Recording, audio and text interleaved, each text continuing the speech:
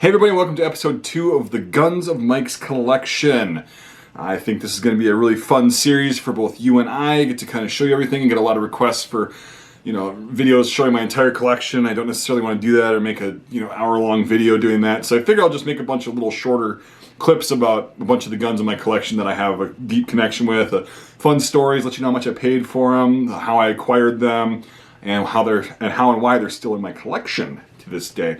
So on this episode, we're going to be talking about the second military surplus rifle I ever got.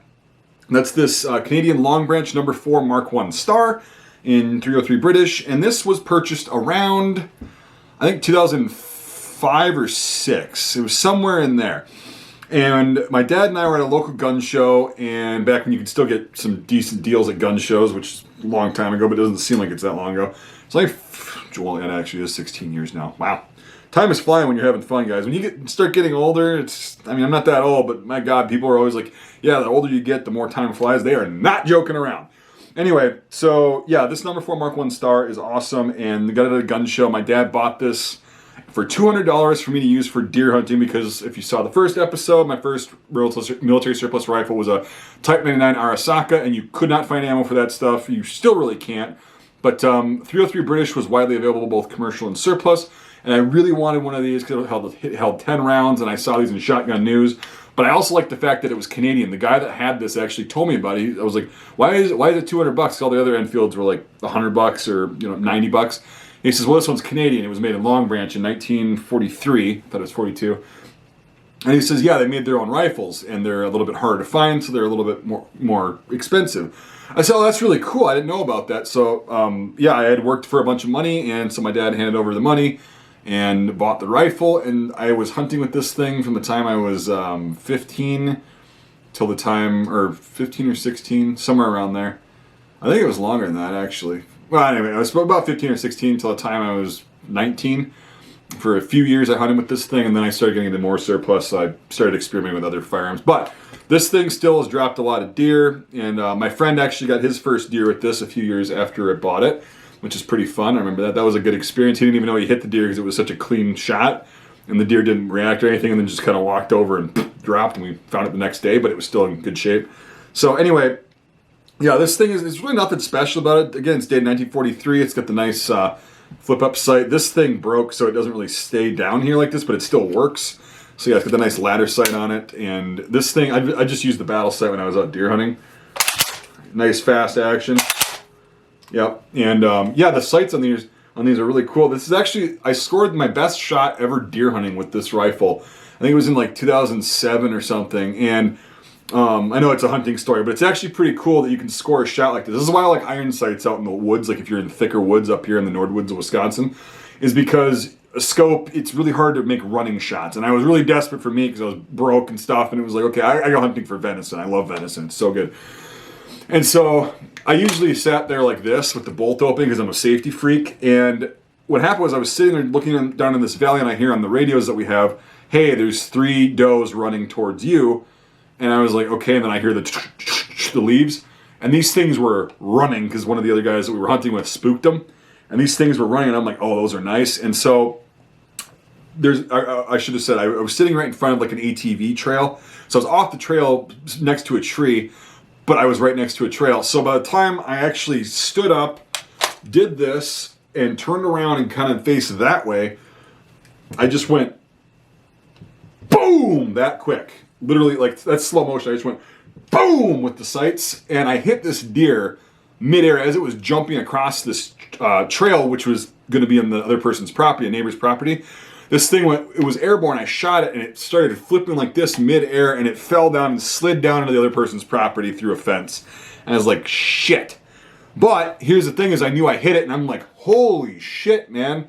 Like, that was insane. I could not have done that with a scope because I would have lost it. But I had both eyes open, and I was just leading it a little bit with this nice battle sight with the ghost ring right here, and the nice big blocky front sight, and I just put it in the one part of the fin, and I just squeezed the trigger. It was like Hail Mary, but it actually felt like a really good shot.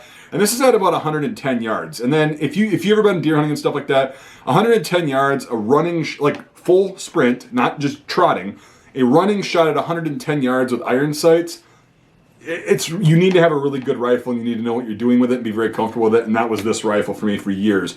So that was the best shot I ever took out deer hunting, and it was done with this rifle. So I just figured that's a cool story to have about this. It's not really pertinent to the history of this rifle as far as like its military career, because I don't know where it went. Maybe it never left Canada, but chances are it did.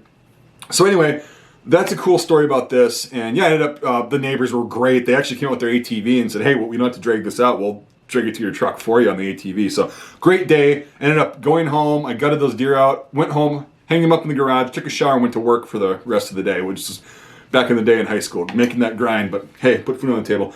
Anyway, so yeah, we hunted with this for years, and then my friends hunted with this, and they managed to shoot deer just fine. Everybody that I've ever let shoot this thing loves it, and it's a smooth shooter, very fast, very accurate, and yeah, it's always going to have a place in my heart. I doubt I'll ever sell this one either. I got a few that are very sentimental, and this is one of them. It's just been a part of me since, you know, a long time ago, so it's like 15, 16 years now. It's in great shape, and yeah, long branches are not getting any cheaper, and they're actually highly desirable. I know a certain Devin K really wants one of these in good shape, but they're getting fairly hard to find. Anyway, that's all I've really got for this episode. I mean, if you don't have one of these are awesome rifles. I love the number 4. I like the number 4 better than the number 1 Mark III, just because I prefer the American style short eye relief, really, really large sight axis, or radius, sorry, sight radius, and the just big, nice, blocky battle sights. And then if you flip this up, you can go to a little bit more precision sight. But these number 4 Mark 1s are awesome rifles. My favorite in the Enfield series. Probably number 4 Mark II, but hey, you can't win them all. Those are really hard to find too. God, I should have gotten one of those back in the day when they came in the mummy wrap, and they were like $400. Brand new, in the grease, unfired, just beautiful rifles. And I know some people that have them still in the wrap, but anyway, I digress. This is mine. This is fun. I love this rifle, and I encourage you, if you can find a good deal on one, to get one. They're a pleasure to shoot. And yeah, anyway, that's all I've got for this. So yeah, let me know about what you think in the comments. Do you have one of these? You ever fired an Enfield? Do you want one of these? And then what were some of your earlier surplus acquisitions? And how did you get those? When did you pay for them and when? Just, yeah, I'd like this kind of be interactive. So throw that down in the comments. Also, if you want to support my work farther than just kind of liking and subscribing and doing all that stuff, you can actually become a Patreon supporter. Link to that is in the description, or a YouTube channel member. $5 a month or more on either platform gets you into my Discord server, but on Patreon, you also have the perk of getting exclusive podcast episodes that are not going to be released to the public every month. So it's a little bit of a perk. $5 a month or more on Patreon, you get the same access to Discord as you do as a YouTube channel member, but you get podcasts that are exclusive regarding military surplus firearms, rants, history, stuff like that in general. Pretty fun stuff, pretty enticing. People like it so far. So anyway, that's cool if you want to do that. Otherwise, yeah, I appreciate you watching. Hopefully we'll keep this series going. I've got a lot of guns to cover if you want to go that route. So I guess I'll just keep making them, and we'll see you on the next episode of Guns of Mike's Collection.